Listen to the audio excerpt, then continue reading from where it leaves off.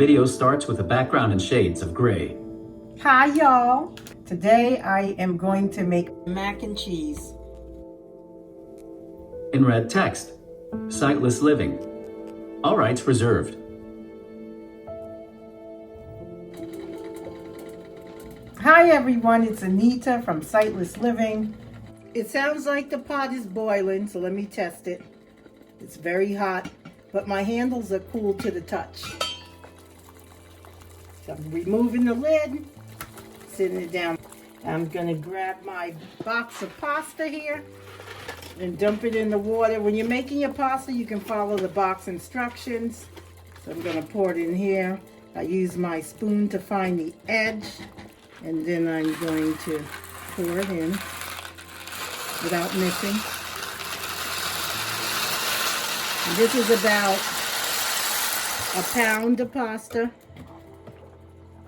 about 4 cups, and I'm stirring it. The water has a little bit of oil.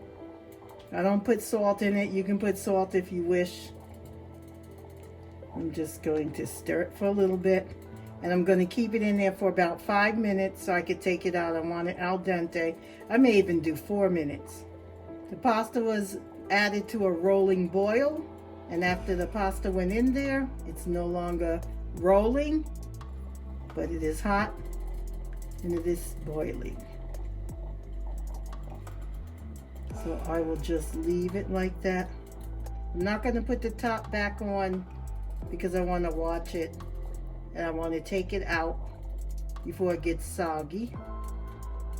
And then we'll make the roux, which is the sauce that will go in the pasta, and then we'll stick it in the oven and bake it till it's golden brown. Okay, so the pasta's been in the boiling water for about 3 minutes.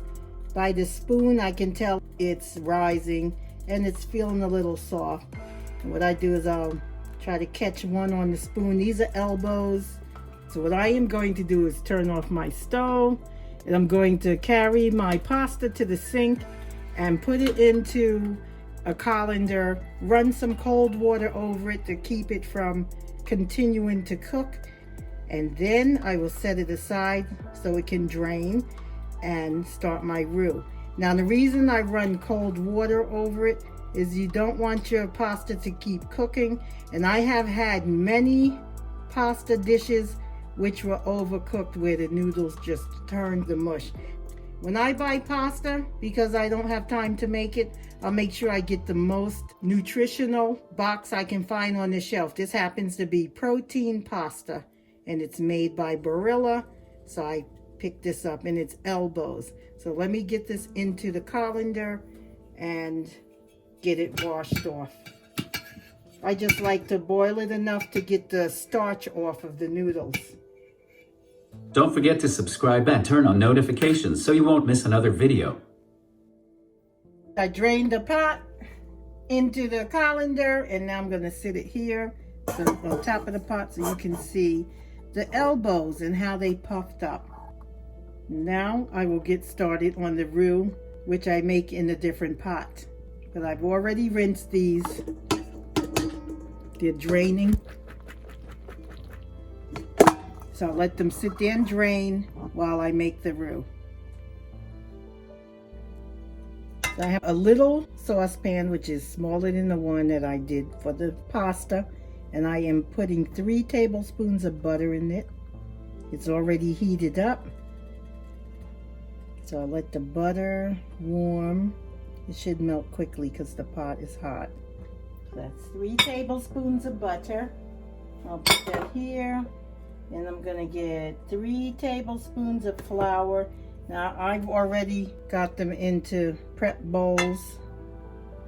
I'm stirring it with a spoon. I should be whisking it, but my whisks are packed. So I'm gonna do it this way.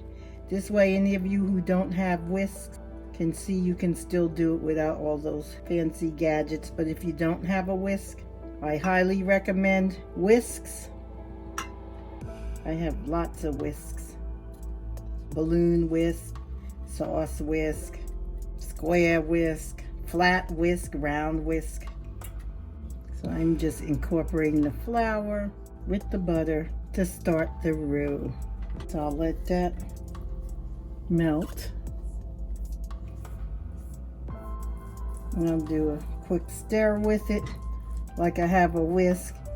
I don't use a fork because I don't want to scratch up my pots. These are stainless steel. So I'm just spinning quickly. I'm sure you can hear it. That's the butter melting. And I'm stirring in the flour.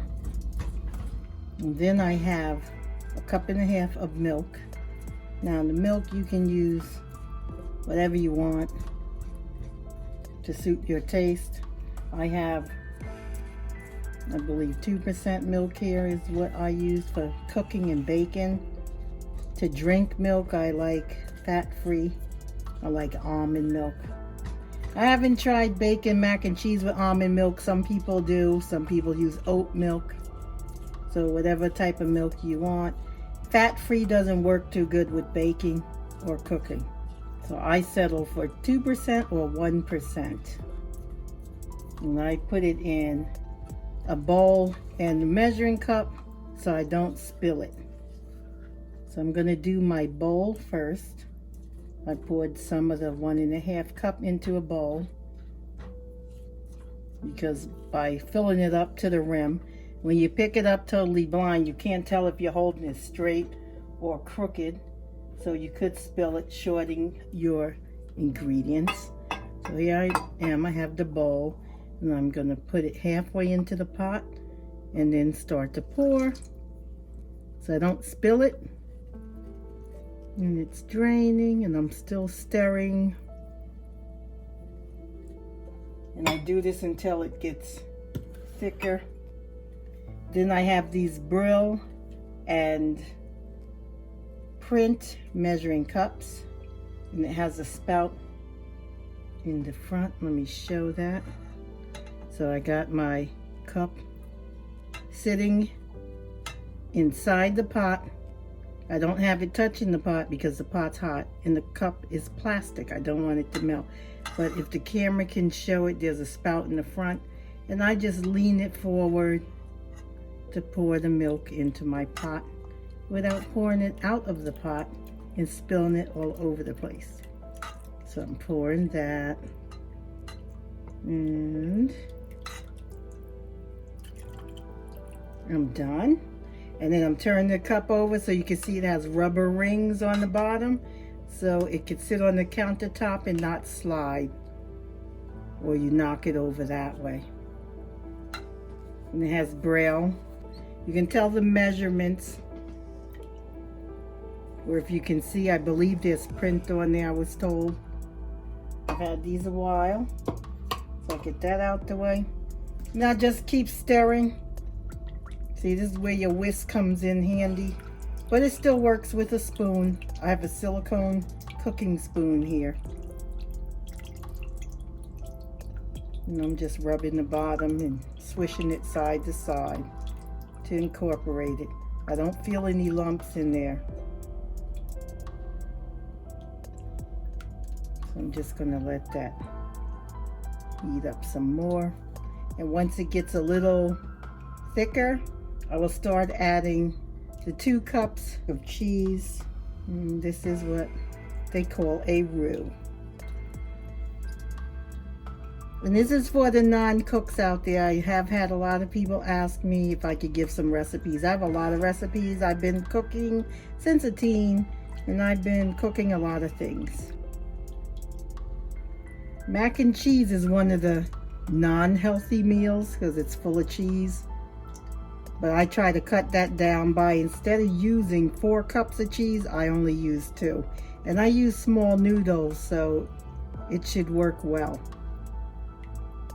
When you use the bigger noodles, you should stick to the recipe. And I have all types of mac and cheese recipes. And you can make mac and cheese all kinds of ways. If you like bacon, you can throw bacon in there. Some people use broccoli, some use tomatoes on top, some put panko and butter on the top as a topping, and cheese. But I try not to make it too cheesy, because sometimes it can be overwhelming. And sometimes it could be underwhelming if you don't have enough. And I have a big measuring cup here. Same as the other one with the spout in the front. Okay, so the flour is melted, the butter is melted. I added a little cheese. I'm gonna add some more. And make sure my cup is over the pot. And then I'll just knock some in there. This is cheddar cheese. I believe it's Vermont cheddar. You can find that in your grocery store. And now I'm taking a spoon and scraping some cheese out of the measuring cup into the pot of milk, flour, and butter. And I'll stir until that shredded cheese is melted. I shredded this myself. It was a block of cheese. Sometimes I'll use American cheese and make my roux with that, and then use shredded cheddar to mix it.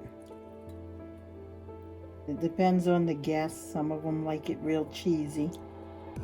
I don't like it as cheesy like that. I used to, but not anymore. So I'm just stirring and incorporating. I'm gonna get some more cheese out my measuring cup here. Some people ask me, how do I cook without making a mess? I try to be careful because if I make a mess, I clean it up. And I don't like cleaning up, so I try not to make a mess. So I put another batch of some cheese in there, and I'll do this until I complete the entire 2 cups of cheese. It feels like it's melted. And you new cooks, you will get to learn the consistency of foods and know when things are where you need them to be before you start adding more. So I just sit my spoon out the way, pick up my measuring cup, stick it in the pot, tilt it, take my spoon and start scraping some more out. And I try not to spill it.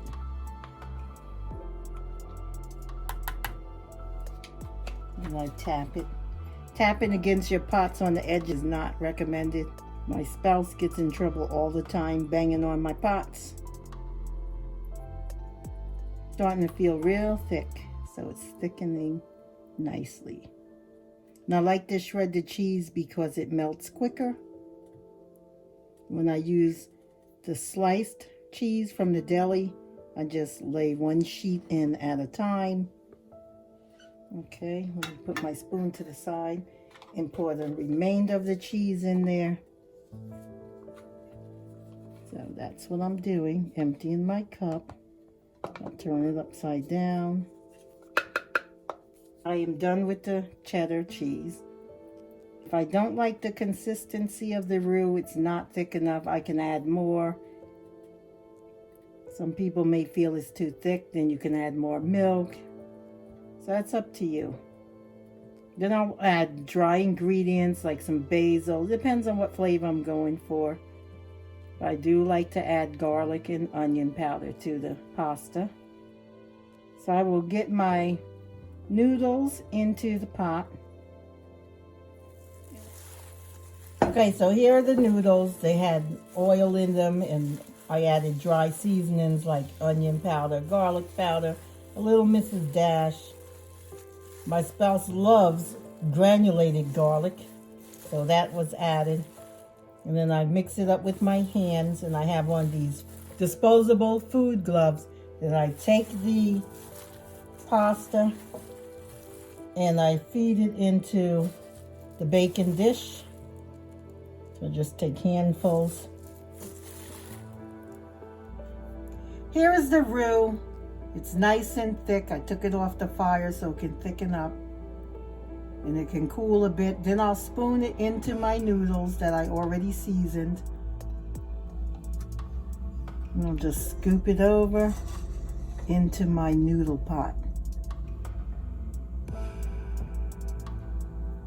Okay, instead of spooning the cheese over, which I could do, but I don't have my ladle, which has a deeper scoop, I just decided to pour it into the pot. So I have the noodles, I incorporated into the roux, and now I am going to incorporate that by folding it in. I'm incorporating the roux with the noodles. And how I do that is I go along the outside of the pot, and then I just lift and roll my spoon to the other side. And I go back down under, bring it over, and lift and bring the spoon down to the other side. And I do that because the pot is full and small. And I like the smaller pot to do my sauce so I can pour it into the baking dish without spilling.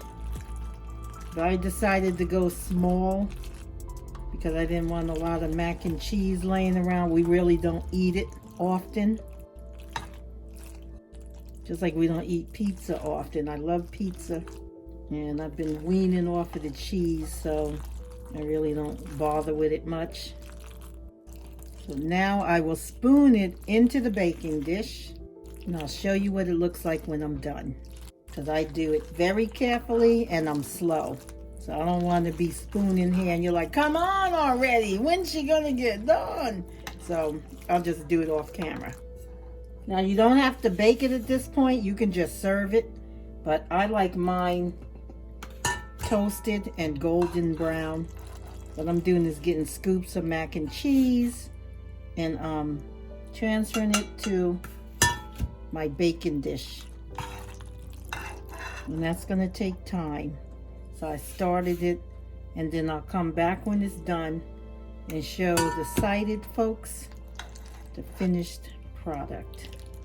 Now this is the time when you're done, you can put some smoked paprika on top, or if you want to do breadcrumbs, or you want to do panko crumbs with some butter or cheese to make a topping. Once you fill it, you can do that. I'm not doing either of those. I'm just gonna bake it. I don't know if my spoon is right side up or upside down.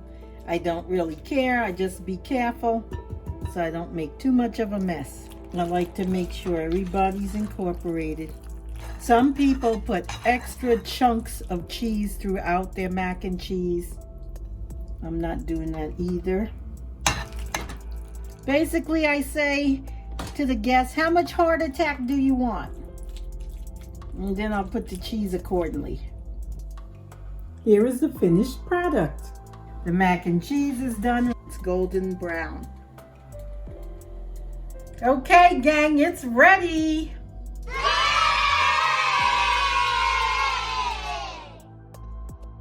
Anita of Sightless Living is wearing a long-sleeve sweater in shades of blues and lime green, light blue sunglasses, short drop silver earrings, clear lip gloss, light bluish gray stretchy headband, and her hair in a ponytail. Be sure to watch the accompanying videos to complete this meal. Scene now changes to a background in shades of gray. Rolling credits appear in red-colored text scrolling upward from the bottom of the screen. Text reads, Anita, hostess/visionary, Mountaineer Videography, TM symbol, videographer/editor. The rest of the text may be read in the description box below. Thanks for watching.